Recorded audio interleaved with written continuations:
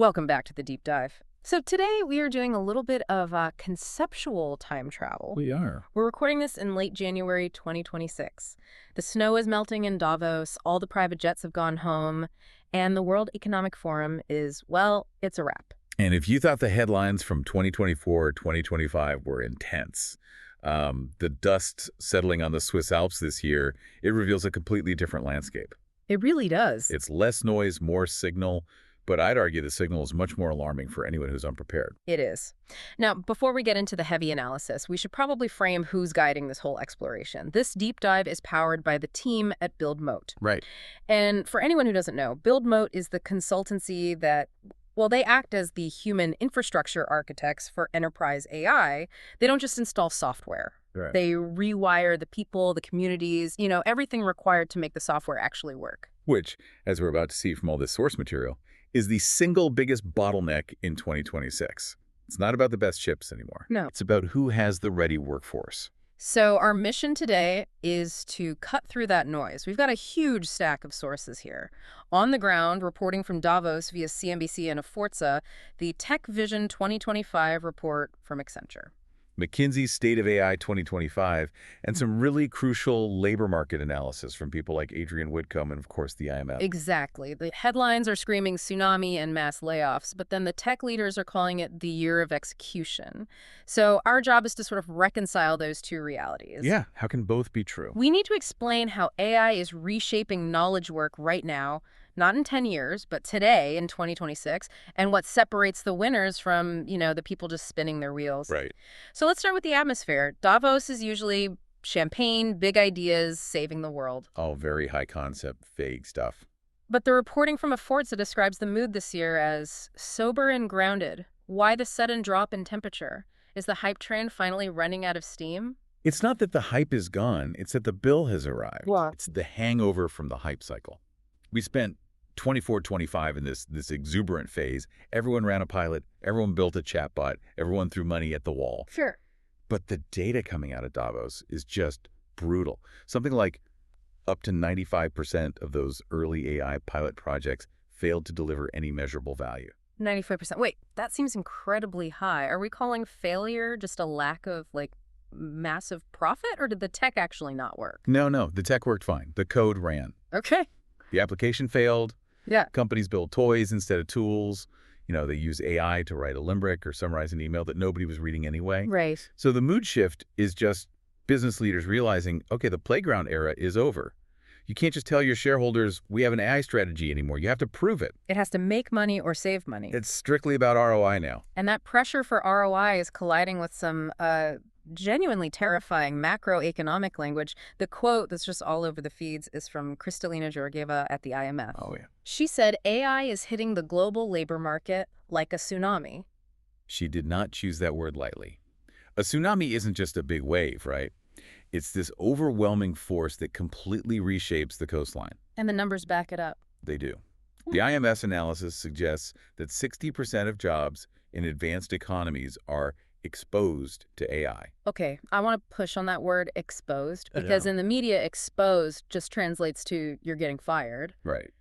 But economically, that's not quite right, is it? I mean, being exposed to a technology doesn't always mean being replaced by it. No, and that's a crucial distinction. Exposed just means the job interacts heavily with the technology. It could mean elimination, yes. Yeah. But it could also mean it's hypercharged. Right, where one person can do the work of 10. Or it just means the nature of your daily tasks changes completely. The problem is right now, the corporate playbook seems to be leaning toward the elimination option because they are so desperate for that ROI we just talked about. Well, look at the numbers in the sources. You've got Amazon with 15,000 cuts, Salesforce shedding 4,000 support workers, and then there's this Deutsche Bank note talking about redundancy washing. That sounded so cynical to me, but I can also see exactly why it's catching on. It is cynical, but it's also probably true. Can you explain that for the listener? What exactly is redundancy washing? It's basically a rebranding of failure. Let's say a company needs to do layoffs, maybe because of bad planning, or they overhired, or just a slowing economy. Okay. If they just say, we messed up, their stock price drops because management looks incompetent. But if they say, we are restructuring for an AI-first future, Well, suddenly they look visionary. So they fire people for economic reasons, but they blame the robot to look cutting edge. Precisely. AI becomes this very convenient scapegoat. It sounds better to the market, but we have to be careful not to dismiss the real impact just because some companies are using it as a cover story. Right. And Sander van Orden, the CEO of Randstad, Biggest staffing firm in the world. he pushed back on this too. He called 2026 the year of the great adaptation. He thinks it's too early to blame the tech for every layoff. He argues we're in a transition. But there is a technical shift happening that makes this year very different from 2023 or 2024. How so? Back then, we were all dazzled by generative AI chatbots writing, bad poetry. Right. But the Accenture and McKinsey reports are flagging something much more potent now. They're calling it agentic AI.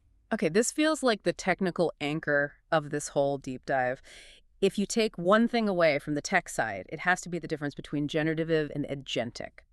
How do we distinguish them without getting lost in code? I think the best analogy is the difference between an intern and a manager. Okay, I like that. Walk me through it.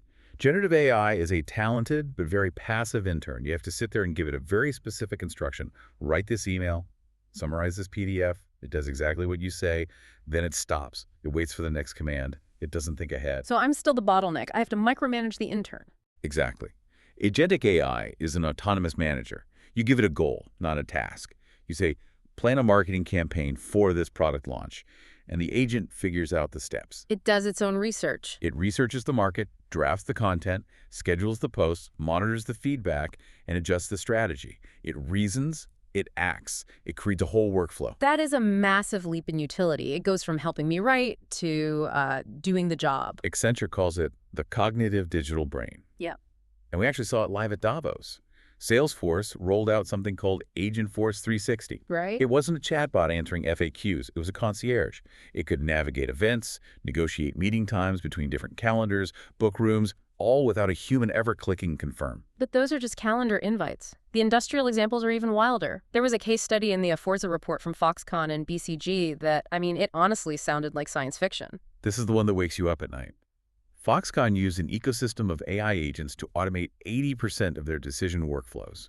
Hold on, not their assembly line robots. We expect robots in factories. No, not the physical stuff. Yeah. Their decision workflows. Supply chain routing, inventory management, resource allocation.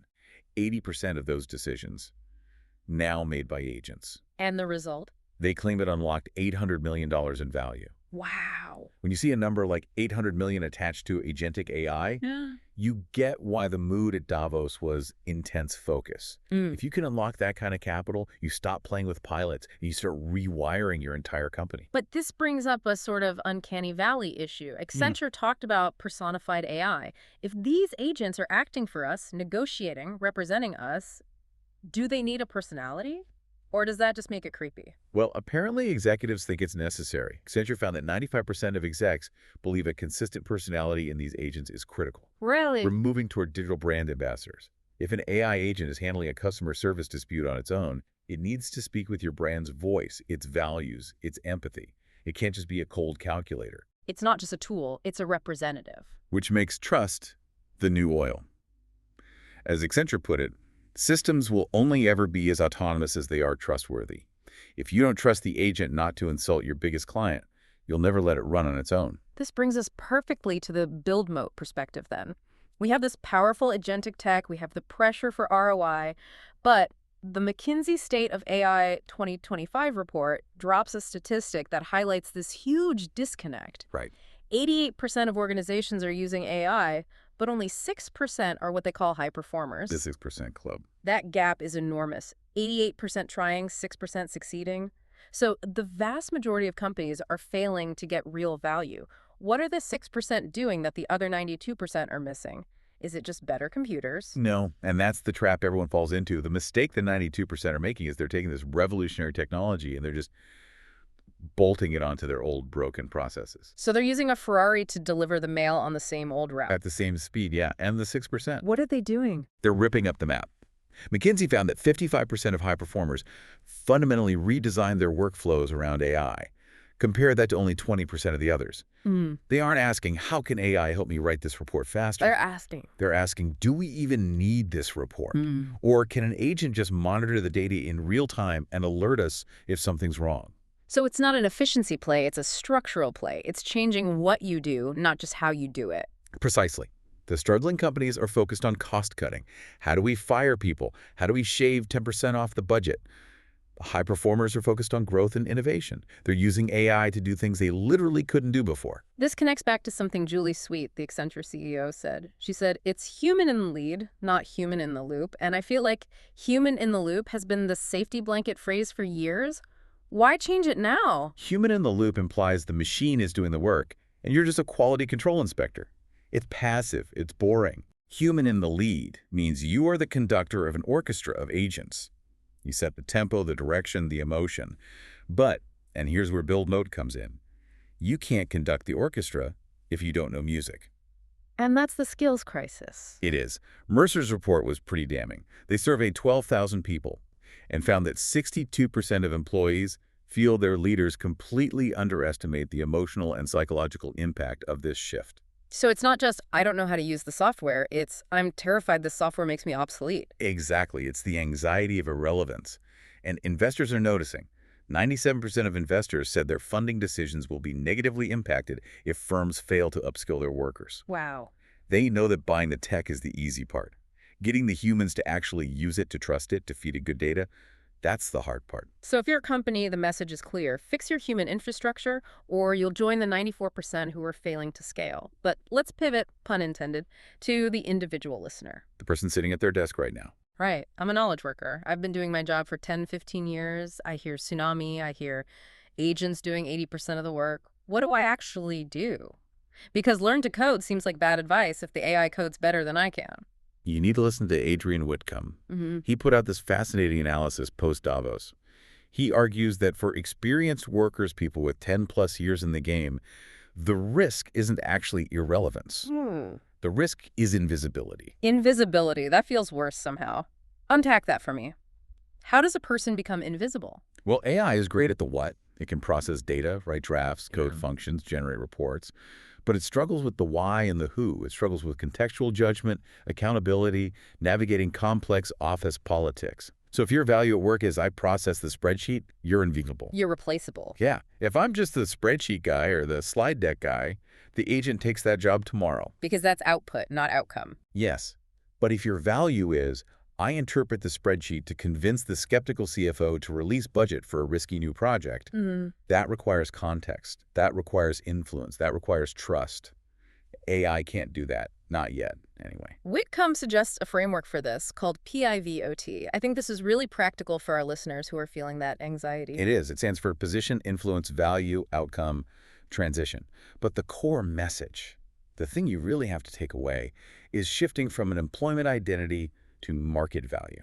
What's the difference? Employment identity is, I am a senior strategist at company X. It relies on the badge, the logo, the title. It's fragile. If the company goes under, that identity just vanishes. Right. Market value is, I deliver X outcome for Y type of problem. So stop hiding behind the title. Exactly. Whitcomb says, stop using these vague titles like global transformation leader. What does that even mean? It means nothing to an AI, and increasingly, it means nothing to the market. You need to explain your value in terms of outcomes.